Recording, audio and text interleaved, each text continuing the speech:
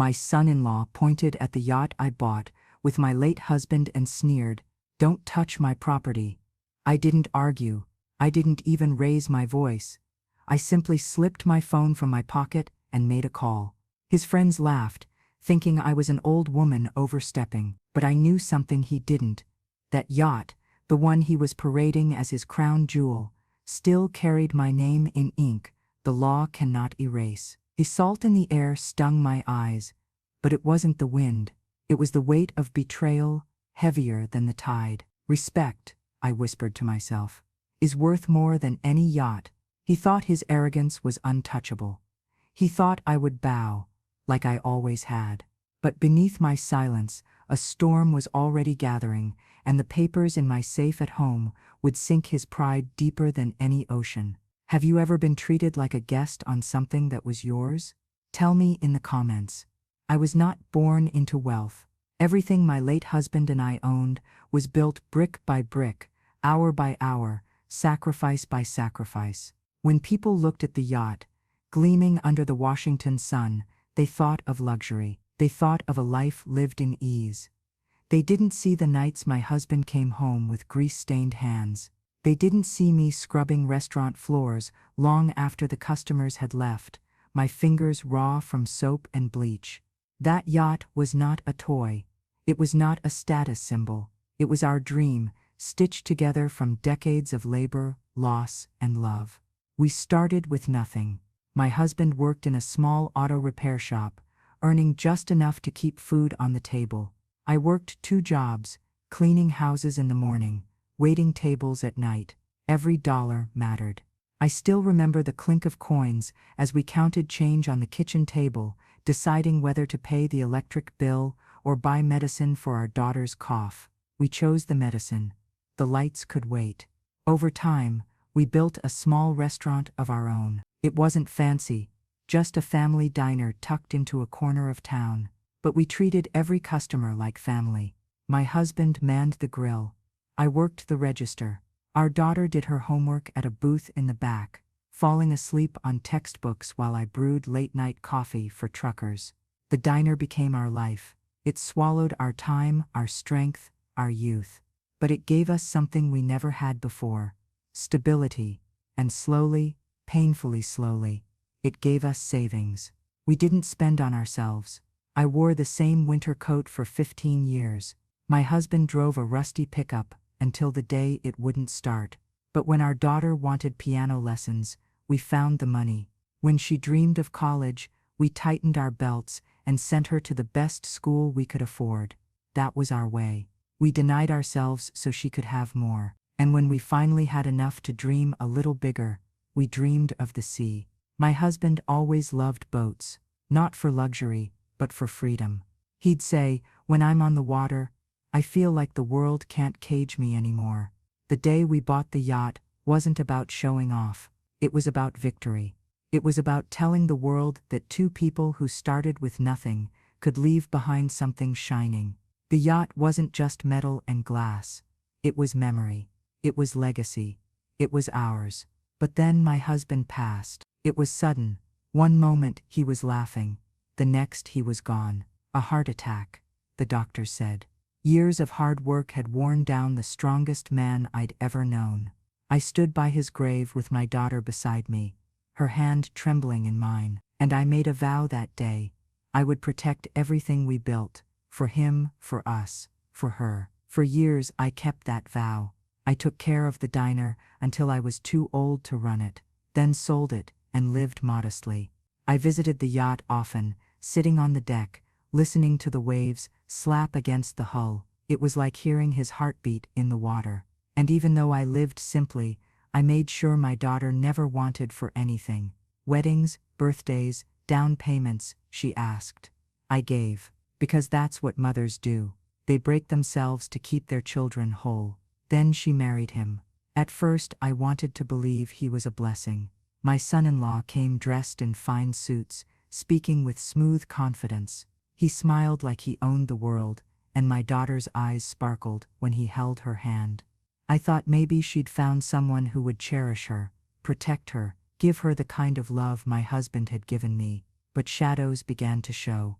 It was in the way he dismissed small things. At family dinners, when I served the old recipes, he'd mutter, "Too greasy." My family ate finer food. When I spoke about the years in the diner, he'd laugh.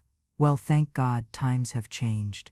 Even when he complimented my daughter, it came laced with ownership. "She's mine now," he'd say, as if I had no part in raising her. I bit my tongue. I told myself to endure. I told myself, as long as my daughter is happy, I can swallow his pride. But pride, once tasted, is bitter. One evening, he came to me with a glass of wine in hand, strolling across my modest living room, as though he owned it. "You know," he said casually, "we'll take good care of the yacht. You don't need to trouble yourself with it anymore." Trouble myself. That yacht was my husband's dream, my husband's blood. I stared at him, my hands tightening around the teacup I held. I didn't answer. The silence said everything. After that, I noticed my daughter visiting less. She no longer called for advice, no longer asked for recipes, no longer shared her joys. When she did come, her husband was always there, standing between us, reminding me, sometimes with words, sometimes with just a look, that I was no longer at the center of her world. I could feel the distance growing, like a rope fraying thread by thread, but I still gave.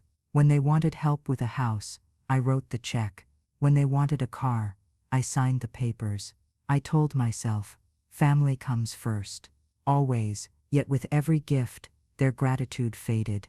The more I gave, the less I seemed to matter, and I began to wonder, was I raising my daughter into comfort, only to lose her to greed? The final cut came on a spring morning.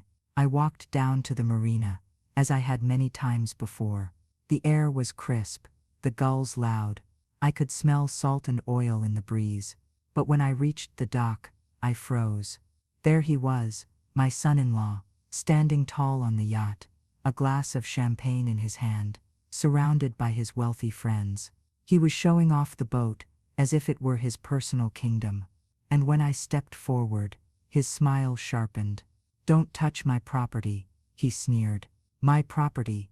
The words rang in my head like a hammer striking steel. I wanted to scream. I wanted to shake him, to make him understand. But instead, I simply stood there, the sting of betrayal spreading through me like fire under my skin. Because I realized in that moment, everything I had sacrificed, everything I had built, everything I had preserved, it was being erased before my very eyes. I went home that night, sat in the dark, and stared at the old photographs on my wall. My husband smiling at the diner, my daughter in her graduation gown, the yacht on the day we bought it, sunlight glinting off the water. Tears blurred my vision. I whispered into the silence, what was it all for, if respect can be stolen so easily? The room gave me no answer, only my own heartbeat, slow and heavy, echoing in my ears. But I am not a woman who breaks. I remembered my vows to my husband's grave, to protect my people, to defend his legacy. And I knew then, the time for silence was over. Because there are lines even family must never cross. And when they do, there is no going back. He thought he could claim my husband's dream as his own. What he didn't know was that every paper, every right, every thread of ownership still bore my name. And I was ready to remind him. The next time I went to the marina, I didn't go to reminisce. I went because I needed to see the truth with my own eyes. The morning was bright, the sky a flawless blue. The gulls circled above, their cries sharp against the sound of the waves. The air was heavy with salt and fuel, that strange mix of freedom and industry that clings to every dock. And there, gleaming in the sunlight, was the yacht, my husband's pride, our legacy. But what I saw on the deck made my chest tighten like a vice. He was there again, my son-in-law, dressed in white linen, sunglasses perched on his face, a champagne flute in his hand. Around him, a group of men and women lounged carelessly, their laughter echoing across the water. He stood tall, like a king, addressing his court. His hand swept across the rail as he spoke, his voice carrying, "This," he said, "is mine.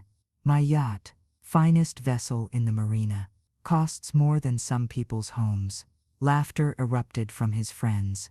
Their glasses clinked in mock celebration. And my daughter stood beside him, her eyes lowered, her smile brittle, saying nothing. I froze at the edge of the dock. My hands trembled, not from age, but from fury. I could feel the heat rise in my chest, the sharp sting of humiliation. The wind whipped at my hair, but it wasn't the cold that made me shiver. It was betrayal, raw and merciless. One of his friends noticed me. She nudged him, whispering something. He turned his head, saw me standing there, and smirked. "Oh, don't mind her," he said with a chuckle. "She just likes to come around and pretend it's still hers. Sentimental, you know." More laughter, sharp, cruel, like knives in the air. I stepped onto the dock, each board groaning under my weight. My voice came low, steady, controlled. "You speak boldly," I said, "for something that doesn't belong to you." He laughed louder this time, tilting his head back. "Oh, come now, don't embarrass yourself. This isn't the diner, old woman. This is a man's world, my world now." The words hit harder than any slap. My daughter's lips parted, as if she wanted to speak, but then she pressed them shut. Her eyes darted away, as though ashamed to even meet mine. I wanted to scream her name, to demand that she stand beside me, to remind her who had sacrificed, who had built, who had given her everything she had. But instead, I swallowed my words, because her silence spoke louder than anything she could have said. And then came the final insult. He stepped closer, lowering his sunglasses to look at me directly. His eyes glittered with mockery. "You've had your time," he said. "This is my era now. So please, don't touch the leather seats. They're expensive." The dock seemed to sway beneath me, not from the waves, but from the weight of his arrogance. The people around him chuckled again, the sound mingling with the slap of water against the hull. I felt my nails dig into my palms, the sting grounding me, keeping me from breaking. Respect. That was all I had ever asked for. Not riches, not titles, not even gratitude, just respect. And in that moment, it was stripped from me in front of strangers, as though my life's work meant nothing, as though my husband's memory was just a prop for his vanity. I turned slowly, my feet heavy, each step away from the dock echoing like thunder in my ears. Behind me, the laughter carried. The sound chased me all the way back to my car, clinging to me like smoke after a fire. When I closed the door, the silence was deafening. I stared at my hands, gripping the wheel, my knuckles white, my chest tight. Tears blurred my vision. Not soft tears of grief, but hot, bitter tears of anger. I whispered into the stillness, "If he wants a war of ownership, then let him have one." That night, I couldn't sleep. I sat at my kitchen table, the old wooden surface, scarred from decades of meals and memories. A single lamp cast a weak circle of light, illuminating the stack of photo albums spread before me. I turned the pages slowly. My husband smiling proudly at the diner. My daughter, her tiny fingers clutching mine on her first day of school. The day we signed the papers for the yacht, our faces lit with joy and exhaustion. Every picture was proof of love, proof of sacrifice, proof of ownership. But what had it all come to? My daughter's silence, my son-in-law's mockery, my own erasure. I ran my hand across the photographs, my fingers trembling. "I gave you everything," I murmured. "And this is how you repay me."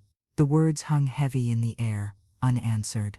Then my eyes shifted to the old oak cabinet in the corner. Inside, tucked in a worn envelope, were the documents, bank statements, purchase papers, registration forms. My name inked on every line. A spark lit inside me.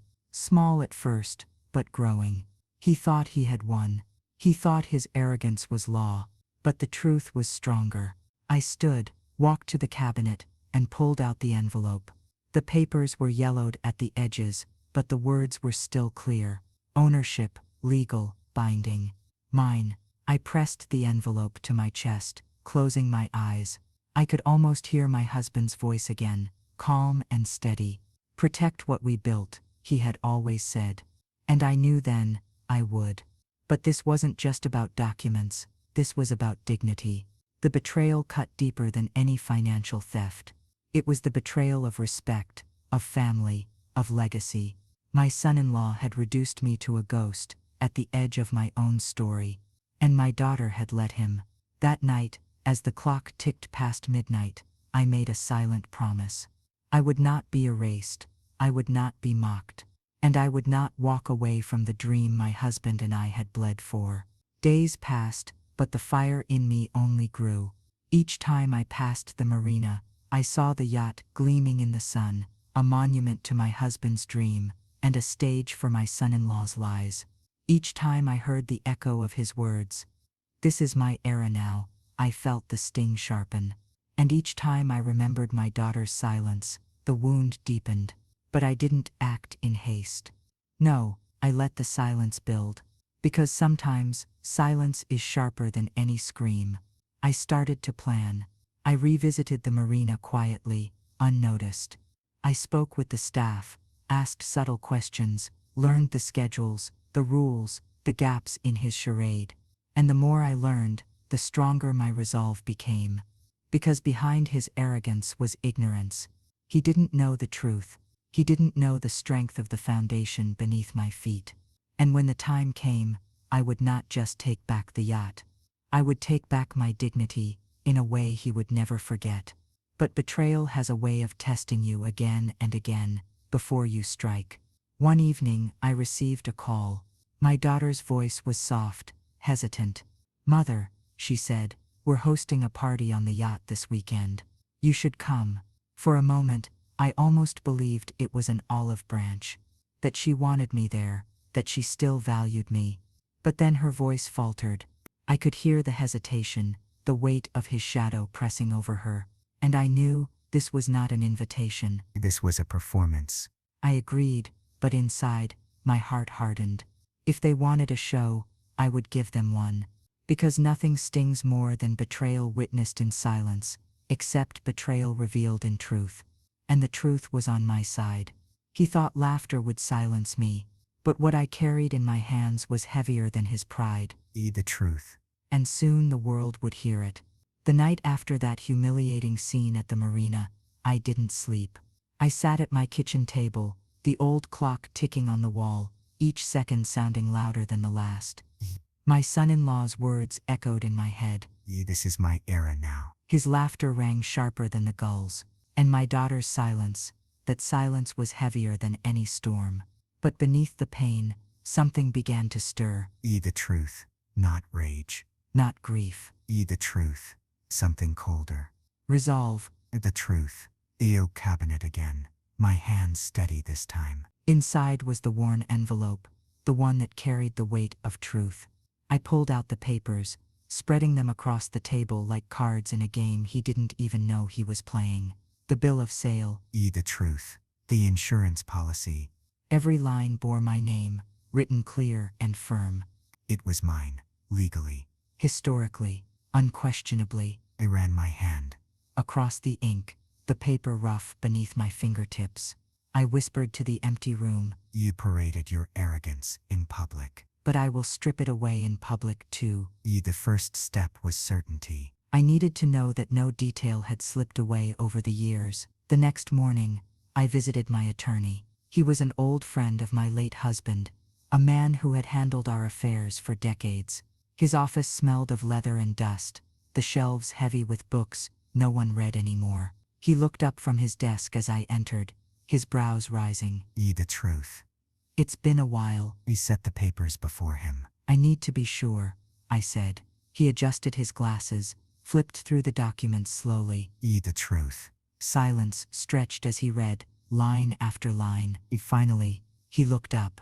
Your ownership is airtight, he said firmly. No transfer. The truth. No joint claim. The yacht is yours alone. Relief washed over me, sharp and cold. The truth. Not is bills like a blade pulled from your skin. The truth. But legal power wasn't enough.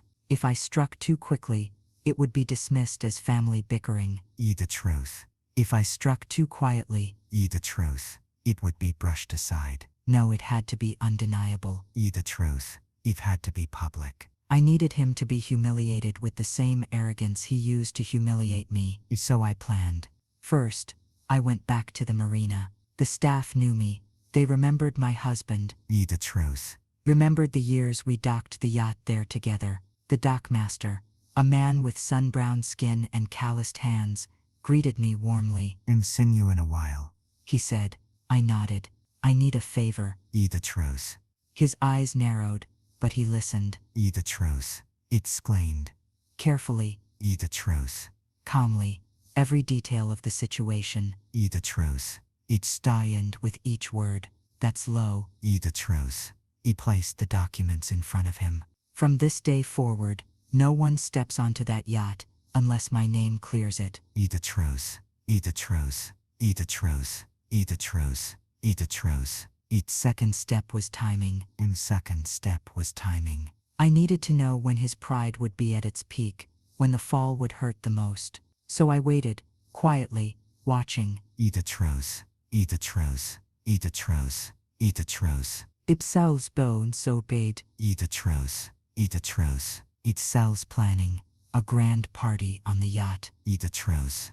Spectacle to cement his place in the social circles he worshipped. Business partners, friends who cared more about image than integrity. The truth, the truth, the truth, the truth, the truth, the truth, the truth, the truth, the truth, the truth.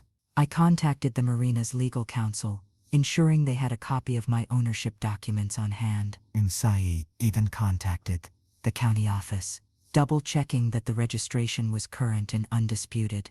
Every corner covered. the truth, the truth, the truth, the truth, the truth. Because betrayal taught me something. When you strike back, you cannot afford to miss. At night, I would sit in silence, the documents spread before me, a pen in my hand, making notes, dates, times, contacts. The truth, the truth, the truth, the truth, the truth, the truth. Sometimes I would take out my husband's old pocket watch, holding it in my palm. The metal was cool, smooth, heavy.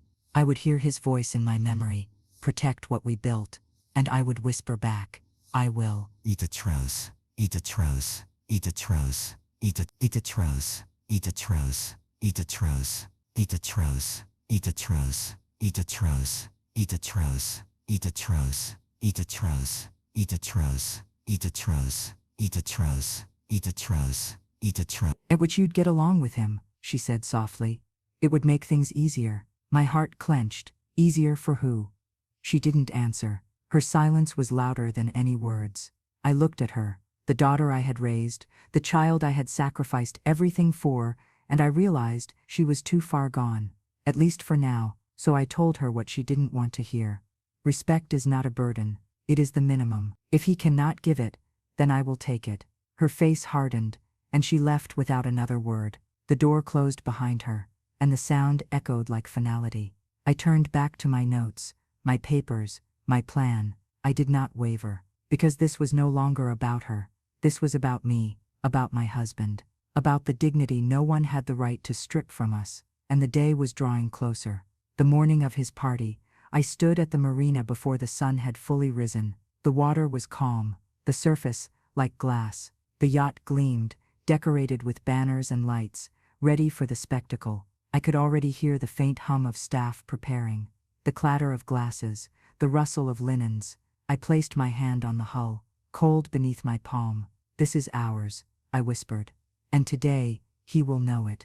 The dockmaster met me, nodding in silence. Behind him, 2 uniformed officers waited, present not for conflict, but for order. Their presence was quiet assurance that this would not be brushed aside. I handed them copies of the documents. They glanced at them, nodded, tucked them away. The stage was set. By noon, the guests began to arrive. Luxury cars pulled up. Women in glittering dresses, men in pressed suits. Laughter carried on the breeze, mingling with the clink of champagne glasses. And then, finally, he appeared. My son-in-law, dressed immaculately, his arrogance shining brighter than the sun overhead. He welcomed his guests with open arms, waving toward the yacht like a king to his castle. I stood at a distance, unnoticed, my eyes never leaving him. I didn't act yet. Timing mattered. His pride had to reach its peak. His words had to rise high enough so that the fall would crush him completely. And so I waited. Calm, silent, watching. Because revenge is not a scream in the night. It is a storm that arrives in daylight, undeniable, unstoppable, and mine was about to break. He believed he was untouchable, a king on stolen waters. But I was patient, and patience, when sharpened by betrayal, cuts deeper than any blade. The sun was already high when his party began in full. Music drifted over the marina, bold and brash. The thrum of bass mixed with the cry of seagulls. The dock that had always felt sacred to me now pulsed like a stage built for his arrogance. Guests spilled across the deck of the yacht, glasses glittering with champagne. Laughter burst into the air like fireworks. Expensive perfume and cigar smoke hung heavy, clashing with the salt of the sea. And at the center of it all stood my son-in-law, arms wide, smile wide, a man who believed he was invincible. I stayed back, hidden in the shadow of the dockmaster's office, my papers safe in the hands of those who would enforce them. My heart was steady, not frantic, because this wasn't a gamble anymore. It was certainty. I watched him raise his glass. "To my yacht," he declared, his voice booming across the water, "a symbol of my success, and a taste of the future." Applause, cheers, more laughter, and then his eyes found me in the crowd. He smirked, raised his glass higher. "Even my dear mother-in-law came to see. Isn't it generous of me to let her still visit?" The guests chuckled politely, unaware they were laughing at me. I didn't flinch. I didn't smile. I didn't move, because what I did next, they would never forget. I gave the signal. The dockmaster approached the yacht, two uniformed officers beside him. Their boots clanged on the wooden planks, their presence commanding silence. At first, no one noticed. Then whispers began to ripple. Heads turned. Laughter faltered. My son-in-law frowned, lowering his glass. "What's this?" The dockmaster's voice carried, sharp and clear. "We need everyone's attention." Conversations died. The music cut off. Only the slap of waves filled the silence. The officer stepped forward, papers in hand. His tone was steady, formal. "This yacht, registered under the name of narrator's name, has been subject to unauthorized use. Effective immediately, control of the vessel reverts solely to its legal owner. All unauthorized occupants are required to vacate." Gasps rippled through the crowd. Faces turned to me. My son-in-law's laughter returned, forced and brittle. "This is ridiculous. A mistake. Everyone knows this yacht is mine." The officer lifted the paper higher. "The documents are clear. Ownership belongs solely to Mrs. Name. Your name is nowhere on record." The silence that followed was deafening. I stepped forward, calm, each word measured. "Respect is worth more than any yacht. And today you will learn what happens when you strip a woman of hers." My son-in-law's face flushed red, his arrogance cracking. You can't do this. I've hosted clients here, investors. This is my reputation." I tilted my head. "No, it was always mine. You just borrowed it. And now, I'm taking it back." The officers moved aboard. One by one, his guests were ushered off the yacht, their heels clicking against the dock, their murmurs slicing through the air. Some looked at him with pity, others with disdain. A few laughed quietly behind their hands. My daughter stood frozen, pale, torn between him and me. She whispered his name, but he shoved her arm away. "Don't just stand there," he barked. Tell them I'm the owner." But she said nothing. Her silence, at last, was not against me. The dockmaster handed me the keys, heavy and cold in my palm. My fingers closed around them, steady as stone. I turned to face the crowd, my voice calm but strong. "This yacht was built on sacrifice, on years of work you will never understand. It is not a toy, it is not a crown, it is legacy." My son-in-law lunged forward, fury twisting his face. But the officers blocked him, holding him back. His voice broke into a shout, desperate, shrill. "This isn't over." I met his eyes, unblinking, "Oh, it's over. For you." The humiliation was complete. His friends slipped away quietly, their eyes avoiding his. The music never resumed. The champagne soured in the sun, and I stood tall, the yacht behind me, no longer his stage, but my victory. Still, I wasn't finished. Revenge is not only about reclaiming, it is about making sure the lesson cannot be forgotten. That evening, with the marina papers secured, I made another call. I listed the yacht for auction. The announcement spread quickly. Word traveled through his precious circles. Within days, everyone knew the yacht he had boasted about, the symbol of his supposed success, was being sold off by the woman he had mocked. His pride sank faster than any ship in stormy waters.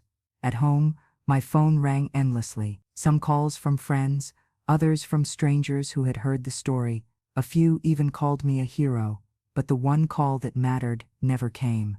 My daughter didn't call, her silence cut deep, but my resolve remained. The day of the auction arrived. The marina was crowded. Buyers, onlookers, reporters. Cameras flashed, pens scribbled, and there I was, standing steady. Every inch the owner. The auctioneer's voice boomed, numbers flying higher and higher. I caught a glimpse of my son-in-law in the distance, his face twisted in fury, his hands clenched at his sides. He looked small now, so small compared to the pride he once carried. When the final gavel fell, the sum was more than I had ever imagined, enough to ensure not just comfort for myself, but opportunity for others. As the papers were signed, as the ownership transferred to its new buyer, I felt a strange peace settle over me. The yacht was gone, but not lost. Because what mattered wasn't the vessel itself. It was the dignity reclaimed, the legacy honored, the respect restored, and he would never forget the sight. The sight of his era ending in front of everyone he sought to impress. That night, I returned home. The house was quiet, but the silence no longer weighed heavy. I sat at the table, lit a single candle, and opened my husband's pocket watch again. Its ticking was steady, grounding. "I did it," I whispered. "I protected what we built." And though no answer came, I felt him there in the quiet, in the peace, in the strength I had found again. He thought humiliation was mine to bear. But the truth? Humiliation was the only inheritance he ever earned. The morning after the auction, an envelope slid under my door. Thick paper, heavy ink, a smell like damp cardboard and cheap victory. An emergency motion, filed overnight. He wanted the sale frozen, the funds seized, my ownership questioned in a courtroom where he believed charm would outrank truth. I held the papers a long moment, feeling the raised seal with my thumb. Then I set water to boil, took out my husband's pocket watch, and wound it slowly. Time had always been on my side when I refused to rush. I called my attorney. He answered on the first ring. There was no panic in his voice, only the low hum of a man who trusted the ground beneath his feet. "Bring the originals," he said. "The judge has set a same-day hearing." I folded the motion, slid it beneath the stack of documents I had guarded for years, and buttoned my coat. Outside, Washington air carried the bite of brine and rain. The sky was the color of steel. Gulls tilted and screamed over the water like restless jurors. I walked to my car with steady steps. I would not be erased in the dark. I would be heard in the light. The courthouse smelled of varnished wood and old arguments. Floors gleamed, fluorescent lights hummed.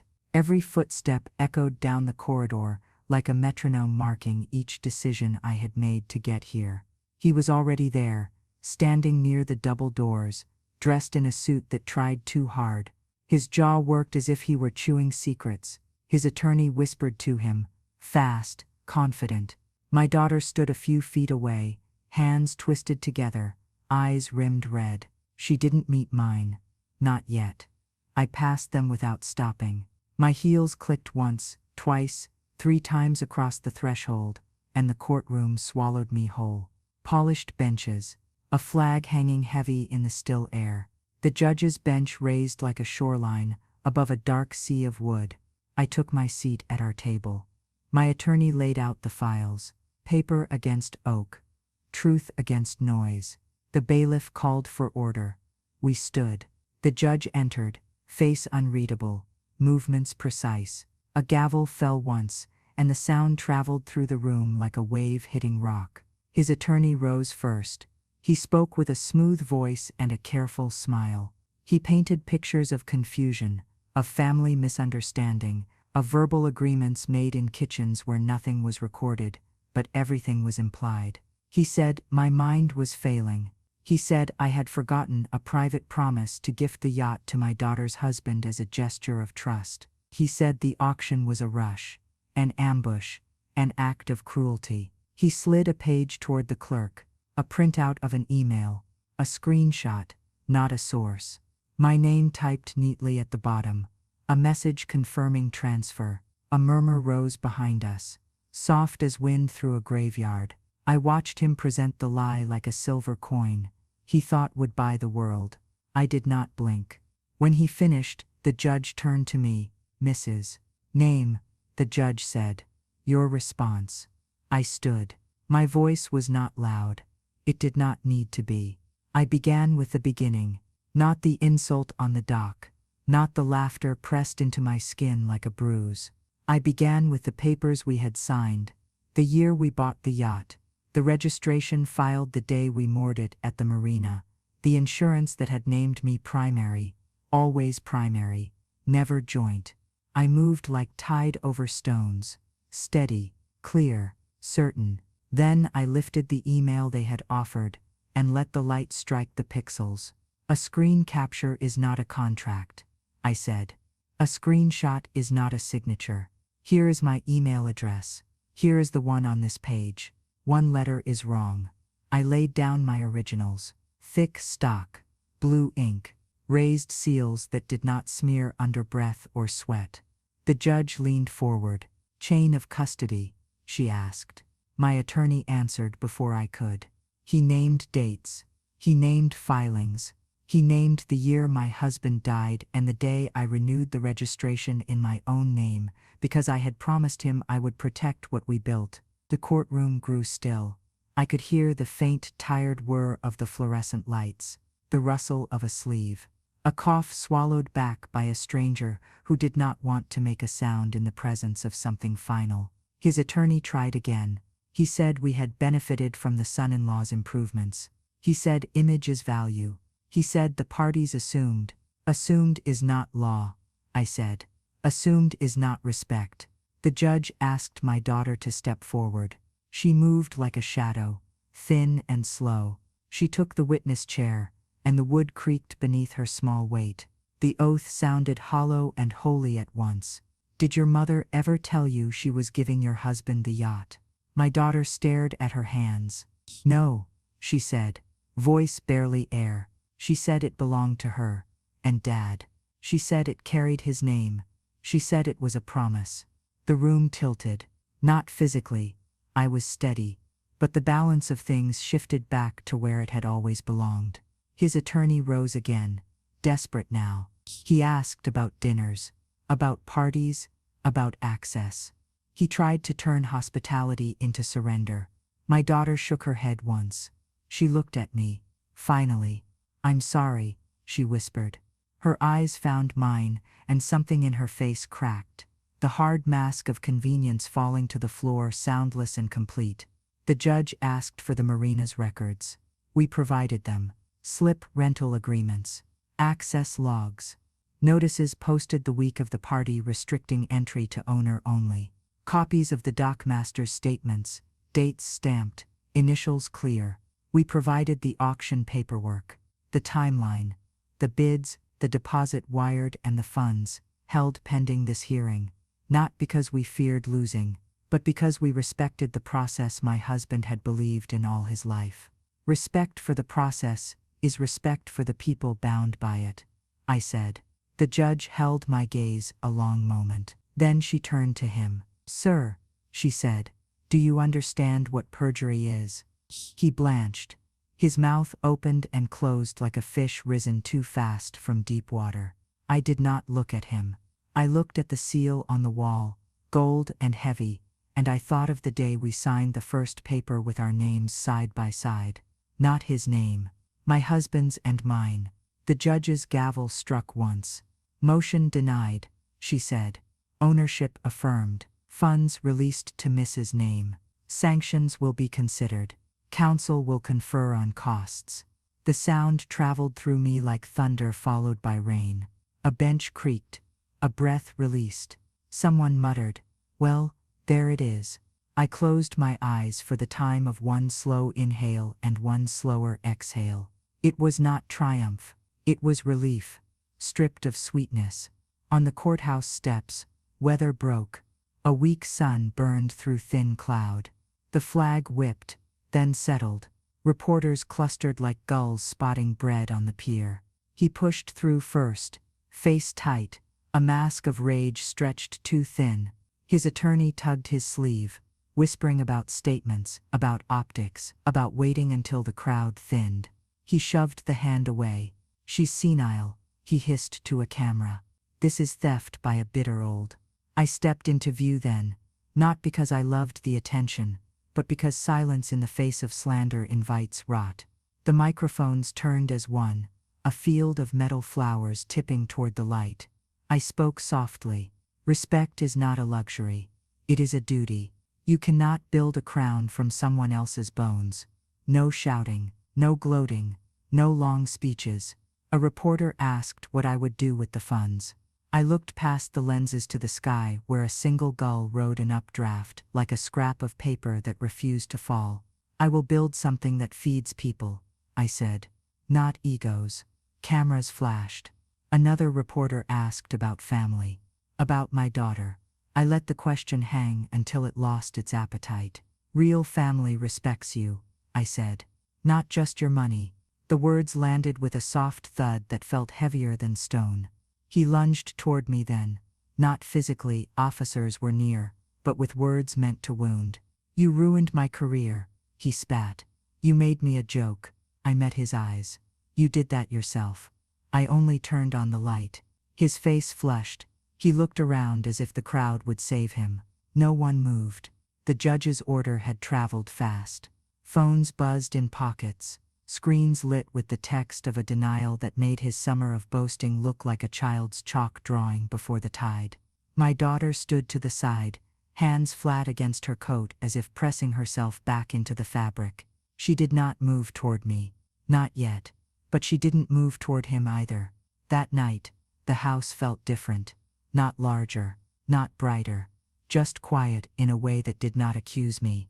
On the mantel, the photo of my husband in his fisherman's cap leaned slightly in its frame. The hinge had loosened over time, the way small things do when no one is looking. I took a screwdriver from the drawer and tightened it. One turn, then another. Metal against wood, pressure, alignment. Fixing something small felt like honoring something large. I set the frame back and lit a fire, not for warmth, for weight. From my purse, I took the glossy invitation he had printed for his party, the one he had called his coronation on the water. Gold foil, black script. A crown drawn over a boat that was never his. I fed it to the fire and watched it curl inward, blackening along the edges, letters devoured until only ash remained. I did not burn legal papers. I burned the lie. The flames hissed softly. The room breathed. In the days that followed, his world shrank. The waterfront club suspended his guest privileges pending review. The marina banned him for harassment of staff. The investors who had chased his loud promises went quiet when they read the court order, and louder when they realized his collateral had never existed. He started calling everyone. Not me. I let the phone ring where it did not belong. A friend brought me clippings. Headlines without poetry, but with truth. Older woman wins case affirming ownership. Emergency motion denied. Funds released. I did not keep them. I did not frame them. I made tea instead. Steam rose in a clean white line. The kettle clicked. The old pocket watch ticked in my palm, steady as tide. Then came the last attempt. He scheduled a press conference on the public pier, right where the water cut a clean vive between pilings. He sent out statements blaming bias, age, the rigidity of old systems. He hired a small sound system. He hired a photographer. He did not hire dignity. I walked down to the pier and stood at the edge of the crowd. Cold wind threaded through my coat. Ropes creaked against cleats. The sea slapped the pilings with a patient rhythm that no speech could drown out. He stepped to the mic. He spoke about the future, about innovation, about tradition needing to make room for men like him, who knew how to turn symbols into capital. He called me bitter again, this time with a smile he thought made the poison easier to swallow. Then he made his mistake. He said the word ownership like it was a party favor, a thing to be handed out to the loudest voice in the room. The dockmaster, who had come on his break, let out a laugh he didn't bother to hide. Cameras swung to catch it. Do you want to be respected or used? I asked the viewers in my mind, the quiet chorus I had learned to speak to through screens and hours and long nights. Tell me in the comments, I thought. Not out loud, but in the cadence of a life that had taught me millions. Watch what one person will tolerate. The wind shifted. The mic crackled. The photographer lowered his camera, as if the air itself had told him he was pointed the wrong way. I stepped forward once. You stood on something you did not build, I said, voice carrying without amplification, and you called it success. That is not ambition, that is theft. Someone in the back clapped. Not loud, once, then twice, then others joined, not because they loved me, not because they hated him, but because truth sometimes has a sound. People recognize when they're tired of hearing the other kind. He froze, caught between bluster and collapse. A reporter lifted a phone. The judge's order glowed on the screen. The headline scrolled. The comments poured like rain. He dropped the mic. The thud echoed down the pier and out across the water, a dull sound swallowed by tide. I turned away before he did. The bay breathed salt. A small sailboat ghosted past, canvas full, wake stitched neatly behind it like a healed scar. On the walk home I passed a hardware store window. A row of new hinges hung in a neat line. Silver, brass, black iron with a weight. I thought of the frame on my mantel. I thought of doors that open and shut when you treat them right. At home, the mailbox held one letter with a return address I didn't expect. The Community Foundation. I opened it at the kitchen counter, the paper cool against my fingers. They invited me to speak to announce how I would direct the funds, if I wished. Not a gala, not a stage for vanity. A small ceremony where checks turn into meals, scholarships, shelters, with warm blankets instead of cold speeches. I said yes, not to the microphone, to the promise. On the day of the announcement, I wore my husband's old watch under my sleeve. The foundation hall smelled faintly of lemon polish and paper. Volunteers moved quietly, like strong currents beneath a calm surface. A long table held folders labeled with names I didn't know yet, but wanted to. I stepped to the lectern and rested both hands on the wood. No cameras flashed. No one shoved a mic toward my mouth. The room listened. I kept it simple. This money came from work, I said. It came from burning the lie and keeping the truth. It will go to hands that build, not mouths that boast. I named the scholarship after my husband. For kids who worked nights and studied mornings. For mechanics' daughters and diners' sons who learned to count cash by the sound of coins on a kitchen table. A volunteer wiped at her eye. A man in the second row lifted his chin in the small, stubborn way of someone who refuses to cry in public and fails with grace. I signed the paperwork. Pens scratched, folders closed. A quiet cheer moved through the room like dawn through fog. When I stepped down, I felt lighter than I had in years. Outside, the air tasted new. My daughter stood near the curb, coat tight, hair pulled back, like a girl who had lost sleep and found a sliver of courage. She looked at me for a long time before she spoke. I was wrong, she said. Her voice shook. I didn't answer. The silence said everything, then invited more. I'm not asking for the money, she said quickly. I'm not asking for anything. I want to know if there's a door left open. A gull cried overhead. Tires hummed on wet pavement. Somewhere far off, a buoy bell rang, slow and steady. I thought of hinges, of frames, of doors that swing when you oil them and rot when you don't. I looked at her hands, empty and bare of pretense. If you want respect, I said finally, come with your hands clean. Her shoulders dropped, her eyes filled and did not spill. She nodded. Behind her across the street, a newsstand still carried yesterday's paper. The headline about the hearing sat under glass, already turning into history. I took a breath that did not hurt. He thought the courtroom was the end of my storm. He didn't know the calm that followed would be the part that changed everything. The days after the courtroom and the pier felt like standing on a shore after a hurricane. The air was still sharp with salt, but the wind no longer howled. The waves no longer clawed. Silence carried a different weight now, not the heavy silence of humiliation, but the quiet of something mended, something steadied. For the first time in years, I woke without dread in my chest. I began to walk each morning, down the old neighborhood streets, past the bakery that still smelled of yeast and sugar at dawn, past the church whose bell struck the hour with a tired dignity. Neighbors nodded to me differently now, not with pity, not with half-turned faces, but with respect. One woman, pushing her stroller, stopped me. You remind me of my grandmother, she said softly. She never let anyone take advantage of her either. Her words wrapped around me like a shawl. For years I had been invisible. Now even strangers saw me, but respect from outside didn't fill the house at night. The rooms still held echoes. My husband's chair still leaned slightly from the way he had always rested his elbow. The mantel's firelight still fell across the photo of us, younger, stronger, smiling. I lit the fire often now, not out of loneliness, but out of ritual, out of honor. Some nights, I would take the invitation to his yacht party, the one I had fed to the flames, and remember how quickly arrogance turns to ash. Then I would close my eyes and say it aloud. Respect is worth more than any yacht. The words no longer hurt. They healed. The money from the auction sat safe, but I did not hoard it. We had sacrificed too long for it to simply sit. I met with the foundation, outlined the scholarship in my husband's name. For children who worked through school, who counted coins on kitchen tables, who dreamed bigger than their pockets. The first check went out within weeks. A boy whose mother worked nights as a cleaner.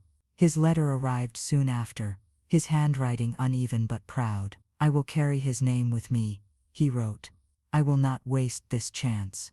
I pressed that letter into the family Bible, between the worn pages.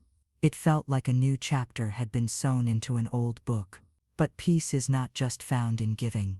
It is found in building something of your own, however small. I sold my house, not out of bitterness, but because I needed air, space, a new beginning unshackled from memories that clung like ivy. I found a cabin by a quiet lake, far from the roar of marinas and parties, a place where water spoke softly, where mornings broke with mist that curled like smoke over glass. The first time I stepped onto the porch, the wood creaked under my feet, not in protest, but in welcome. Here, I thought, I can breathe. The cabin was simple, a wood stove, a small kitchen, windows that framed the lake like a painting that changed with every hour. I filled it slowly, a quilt folded over the couch, my husband's pocket watch on the nightstand, a row of books we once read together. I planted flowers by the porch. Not expensive, not rare, wild flowers that took root easily, that bent with the wind but did not break. Each morning I watered them, the air cool, the soil dark beneath my fingers. It was a rhythm I hadn't felt in years. It was peace. My daughter came once. She stood awkwardly at the edge of the porch, as if the steps were a river she wasn't sure she could cross. I like it here, she said quietly, her voice fragile. I nodded. It's honest ground. She looked down, twisting her hands. He's not the man I thought. The silence between us stretched. I let it. Silence, I had learned, can be a mirror. Finally, she said, I want to rebuild, but I don't know how. I looked at her then, really looked. She was older now, her eyes lined with the strain of years beside him. But beneath that, she was still the girl who once fell asleep in the diner booth while we worked the grill. You start, I said, by cleaning your hands. Respect is not a gift, it's the ground you stand on. Build on that. She nodded, eyes shining, but she didn't step closer. Not yet. And that was fine. Some bridges don't rebuild in a day. Nights in the cabin were different. The lake reflected the stars, scattered diamonds on black glass. The wind whispered through the trees, steady, patient. Sometimes I would sit on the porch with tea, the steam rising against the cold air, and think about legacy. Not yachts, not parties, not courtrooms. Legacy is simpler. Legacy is the hand you hold steady when a child learns to walk. Legacy is the hours you give to build a life, even when no one sees. Legacy is dignity left intact when storms try to tear it away, and I realized then, I hadn't just defended a boat. I had defended myself. I burned one more thing in the fire. A clipping of his press conference, the one where he tried to spin the story back to himself. His face frozen mid-speech, his eyes wide, his mouth twisted. I fed it to the flames, and watched it curl into nothing. No anger this time, just closure. Because peace is not about forgetting the storm, it's about knowing you survived it, and no longer need to carry its weight. Seasons turned. The lake froze in winter, silver and still. I walked across it once, the ice creaking under my boots, my breath clouding in the air. It felt like stepping across time itself. Spring brought blossoms to the wildflowers by the porch. Bees hummed, small and diligent. Life always returns when given the chance.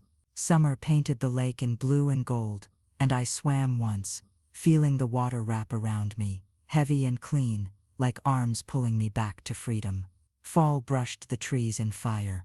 I gathered leaves in a basket, pressing a few into my Bible, alongside the boy's letter. Each season stitched peace into me, layer by layer. One evening, as the sun set pink over the lake, I thought about everything. The diner, the long nights, the sacrifices no one saw, the laughter on the dock, the courtroom, the fire, and then, finally, the cabin, the wildflowers, the still water. It all led here, to a woman who gave everything, lost dignity, then reclaimed it, not with shouting, not with violence, but with truth. I whispered into the quiet. I kept my vow. The wind rustled the leaves in answer, and I felt at peace. He thought the yacht was the victory. He was wrong. My peace was the victory, and it was mine alone. This is my truth. Real family respects you, not just your money. I gave years of my life, my hands, my heart, to build something lasting. They tried to erase me, to claim my sacrifices as their trophies. But dignity cannot be stolen. It can only be surrendered, and I will never surrender mine. Maybe you know this feeling. Maybe you've been treated like a guest in your own story, made small in the very space you built. If you have, hear me clearly. You are not disposable. Your worth does not vanish, because someone louder tries to claim it. So I'll ask you, have you ever been used, betrayed, or dismissed by the very people you gave everything to? Share your truth in the comments. Someone out there needs to hear they are not alone. And if this story touched you, pass it on. Because sometimes one reminder, one voice, is enough to spark someone else's courage. Subscribe, like and share. Your respect matters.